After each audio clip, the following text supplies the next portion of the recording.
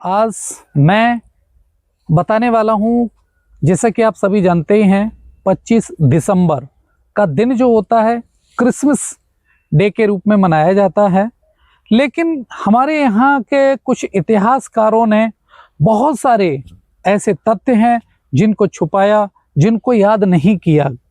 अगर हम बात करें 21 से 26 दिसंबर के मध्य में शहीदी दिवस के रूप में मनाया जाता है इस पूरे सप्ताह को। लेकिन हमारा जो भी युवा है, हमारे यहाँ के लोग हैं, इस चीज़ को बिल्कुल नहीं जानते हैं, ना ही तो इसको याद करते हैं, ना ही तो बिल्कुल भी समझते हैं, सोचते हैं।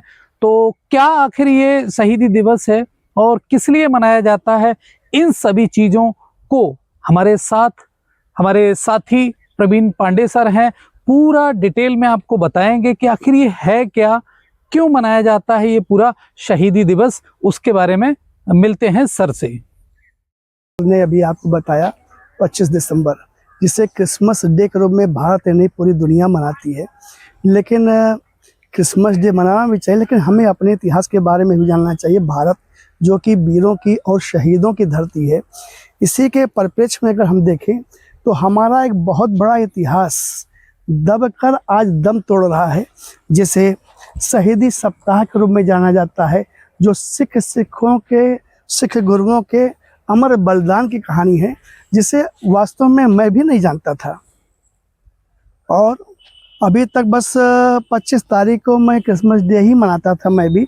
लेकिन जब वास्तव में अपने इतिहास के बारे में मैंने जाना और उस गौरवपूर्ण क्षण के बारे में जाना, तो मुझे लगा कि आप लोगों से भी शेयर करना चाहिए और इस बात को, इस इतिहास को अपनी आने वाली पीढ़ियों तक भी पहुंचाना चाहिए। क्योंकि अब आने वाला समय नई पीढ़ी का है, लेकिन नई पीढ़ी कहीं अपने इसी इतिहास से कहीं वंचित न रह जाए।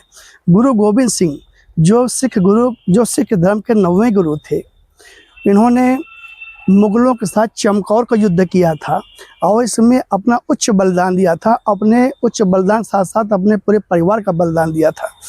और 21 दिसंबर से और 26 दिसंबर तक जो चमकौर का युद्ध चला, इसमें उन्होंने अपना सर्वस्व न्यौछावर कर दिया।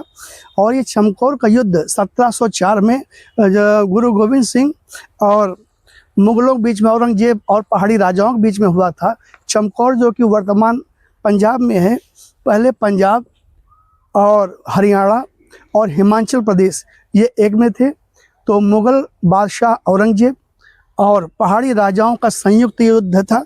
10 लाख सेनाओं के साथ गुरु गोविंद सिंह के 40 सेना लड़ी थी। और अब सोचिए, कहाँ 10 लाख की सेना और कहाँ सिर्फ 40 सिख, लेकिन अपना धर्म, आन बान शान के साथ युद्ध करते रहे, अपना सर्वोच्च बलिदान दिया। 21 दिसंबर को यह युद्ध शुरू हुआ।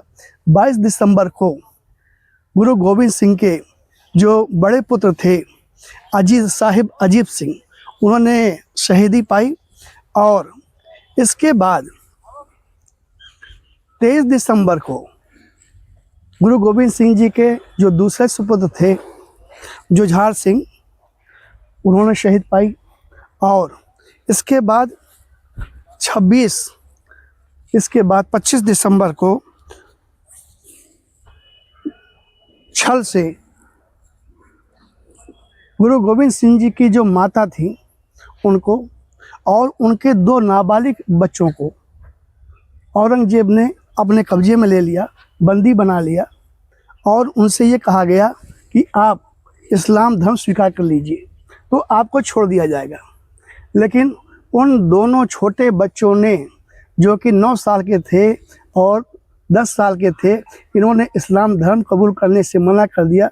उन्हें जिंदा दीवार में चिनवा दिया गया। के बारे में, अपने शहीदों के बारे में, अपने समाज के बारे में भी जानेंगे तो ज़्यादा अच्छा रहेगा। आज़ादी के बाद जो हमारा इतिहास लिखा गया, वो ज़्यादातर वामपंथी इतिहासकारों ने लिखा।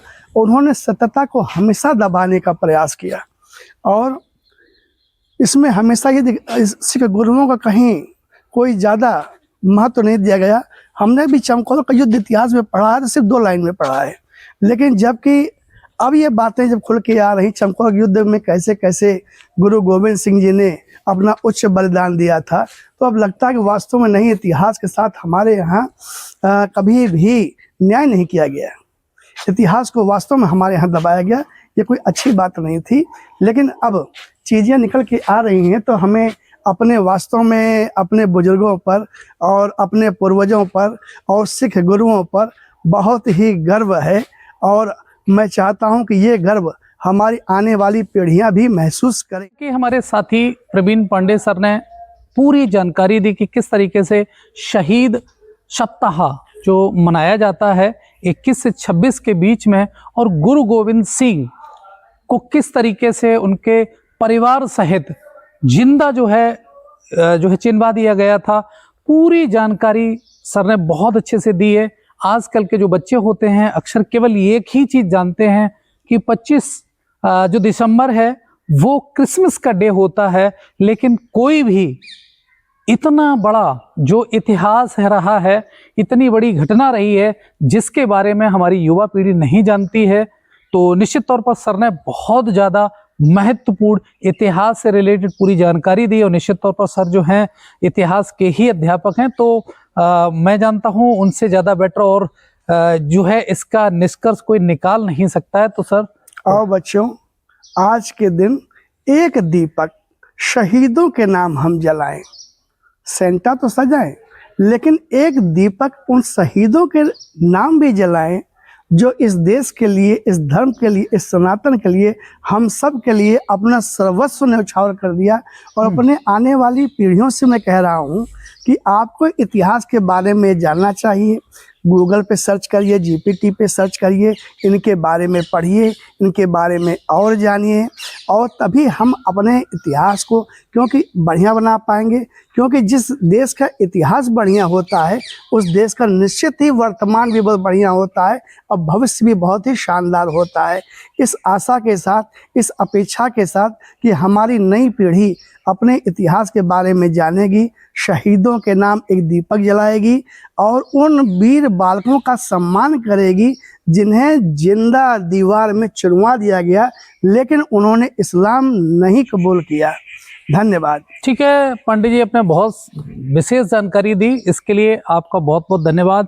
निश्चित तौर पर सर इसी तरीके की बहुत ही इंफॉर्मेटिव चीज़ें हमें बताते रहेंगे और इसी तरीके के हम और भी वीडियो आप लोगों के लिए लाते रहेंगे। तो आप लोग हमारा जो चैनल है उसको लाइक, शेयर और सब्सक्राइब जरूर कर लीजिएगा, जिससे आपको तुरंत जो नया वीडियोज़ है उनका भी नोटिफिकेशन पहुंचता रहे। Thank you for watching this one.